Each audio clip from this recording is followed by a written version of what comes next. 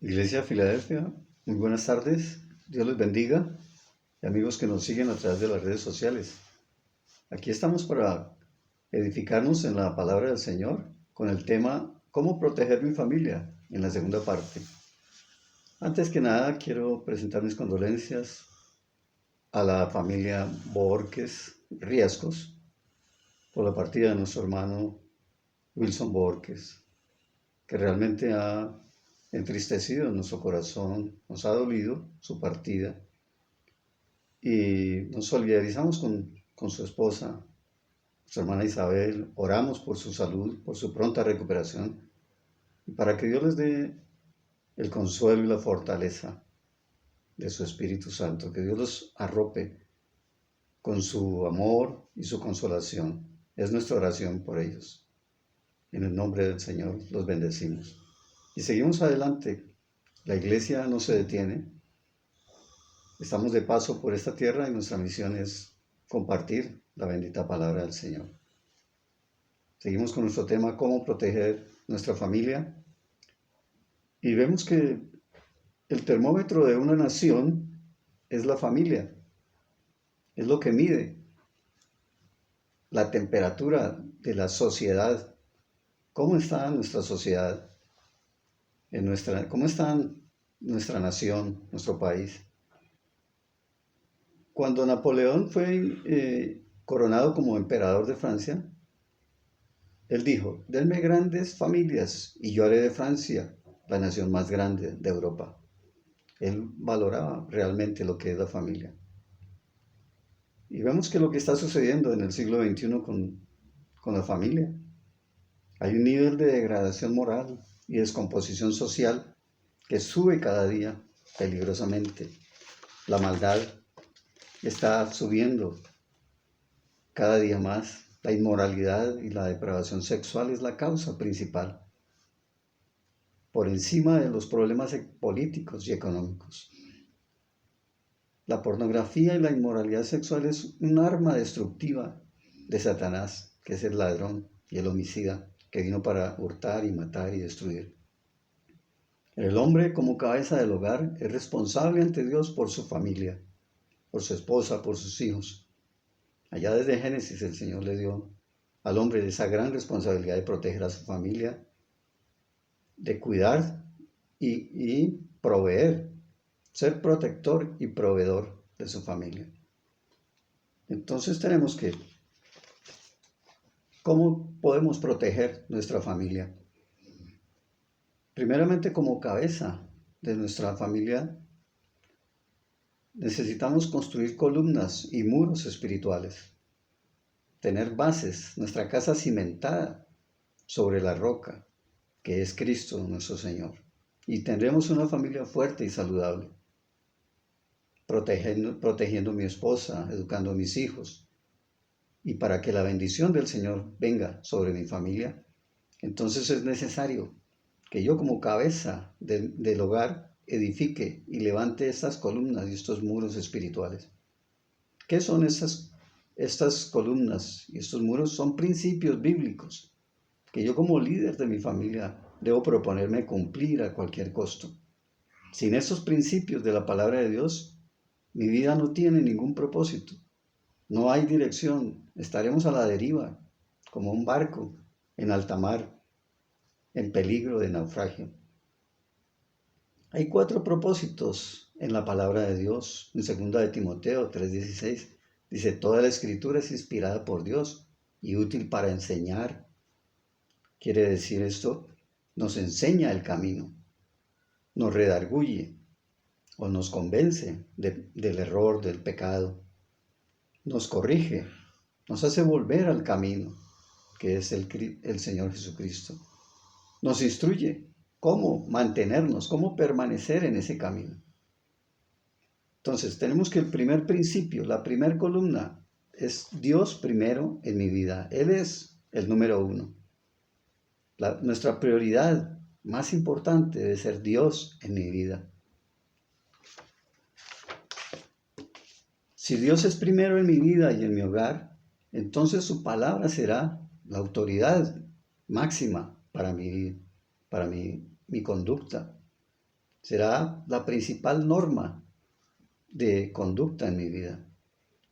La segunda columna, el segundo principio, mi principal propósito debe ser buscar agradar a Dios, es decir, amarlo, obedecer su palabra. Si yo amo a Dios, obedeceré su palabra. Así lo dijo en Juan el Señor Jesucristo. Dijo, el que tiene mi palabra y las guarda, ese es el que me ama. Y ese es un principio muy poderoso para vencer en este mundo. El tercer principio, la tercera columna, no permitir ninguna impureza sexual en mi vida. La santidad es muy importante. Mi cuerpo es templo del Espíritu Santo, dice el apóstol Pablo. La santidad del templo, mi cuerpo, es una condición indispensable para que Dios se glorifique, para que Dios llene con su presencia mi vida, mi hogar, mi familia. Llene este templo que es nuestro cuerpo. Por eso el apóstol Pablo invita a la iglesia para que cada día podamos ofrecer nuestro cuerpo en santidad al Señor y ser transformados por medio de la renovación de nuestro entendimiento. Nuestra mente debe ser santificada a través de la palabra del Señor. En tercer lugar, tenemos que necesitamos, si yo primeramente como cabeza de mi hogar he levantado esas columnas, ahora levantaré unos muros protectores alrededor de mi familia. El cuarto principio sería, como está en el Salmo 127, los versículos 1 y 2, dice así: si el Señor no edifica la casa, de nada sirve que los edificadores se esfuercen. Si el Señor no protege la ciudad, de nada sirve que los guardias la vigilen. De nada sirve que ustedes madruguen y que se acuesten muy tarde, si el pan que comen es pan de sufrimiento, y el Señor da el sueño a los que Él ama. Y habla enseguida de la bendición que son los hijos. Este salmo habla del hogar, habla de la familia, habla de nuestros hijos. Dice, mis hijos, el cuarto principio sería, mis hijos y mis nietos aún le pertenecen a Dios. No soy dueño de mi familia, no soy dueño de mis hijos. Mis hijos le pertenecen al Señor. Cuando amo a Dios y le doy el primer lugar en mi vida, entonces podré educar a mis hijos. Tendré la autoridad si yo primero vivo la palabra. Hay necesidad de hablar a mis hijos la palabra de Dios cada día, enseñarles, edificarlos en la palabra.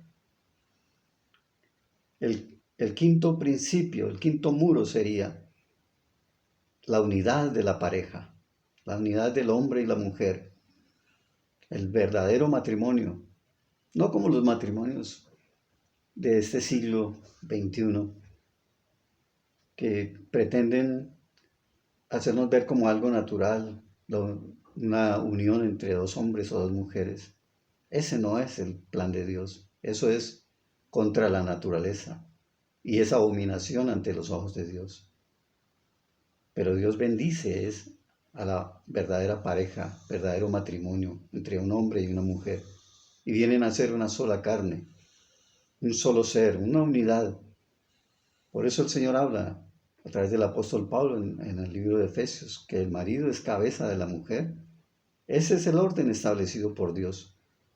Cuando no se da este orden, hay desorden en nuestra familia, en nuestras vidas. Y así no está la bendición de Dios. Así debe el hombre cuidar y amar a su esposa, como Cristo ama a la iglesia y se entregó a sí mismo por ella, dice el apóstol Pablo. De manera que el Espíritu Santo nos habla a través del apóstol Pablo en el libro de Efesios. Y luego sigue diciendo el sexto principio, el otro muro que debemos levantar alrededor de nuestra familia, alrededor de nuestra casa, mis posesiones materiales, el dinero, los recursos económicos que Dios nos provee. Todo le pertenece al Señor. Tenemos el ejemplo del rey David.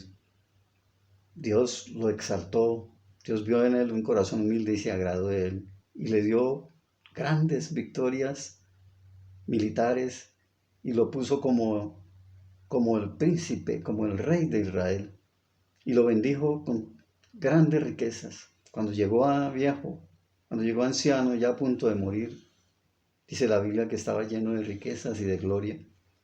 Sin embargo, él tenía su corazón puesto en Dios. Él amaba a Dios sinceramente y su anhelo era construir un templo para Dios. Entonces, debo enseñar a mis hijos a honrar a Dios con las posesiones materiales. Son las bendiciones que Dios nos da y todo viene de Dios. Así hizo David. Como David, usaré todos los recursos para construir el reino de Dios, primeramente en mi hogar, en mi familia y alrededor de mi familia, en mi nación, en mi ciudad, en mi barrio donde yo viva. Necesitamos construir el reino de Dios. Aprovecharé cualquier oportunidad para dar testimonio del Señor, de la salvación en el Señor Jesucristo. Como Hechos 1:8 nos dice que nos da el poder del Espíritu Santo para que seamos testigos fieles del Señor Jesucristo. Gloria al Señor. Tenemos entonces como conclusión, hay aspectos negativos de un padre de familia. Cuando el hombre no posee principios espirituales, cuando el hombre no ama a su esposa, los hijos no se sentirán seguros en el hogar y desconfiarán del amor de Dios. Cuando el padre no construye un altar familiar, orar y leer la Biblia en familia, los hijos rechazarán la autoridad de la palabra de Dios. Cuando el padre no enseña a sus hijos la Biblia, los hijos crecerán irresponsables y se volverán los futuros delincuentes juveniles. Cuando el padre no cumple sus promesas, los hijos lo verán como un padre sin palabra, sin carácter. Cuando el padre no admite sus errores, los hijos perderán confianza en su liderazgo. Cuando el padre no reconoce sus errores y pide perdón a sus hijos y a su esposa, estos reaccionarán contra su orgullo. Cuando el padre siempre vive amargado, los hijos desarrollarán también raíces de amargura.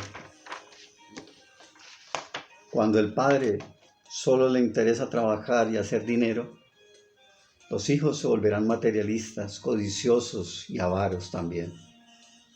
Cuando el padre es demasiado estricto en su disciplina, los hijos desarrollarán un espíritu rencoroso, herido.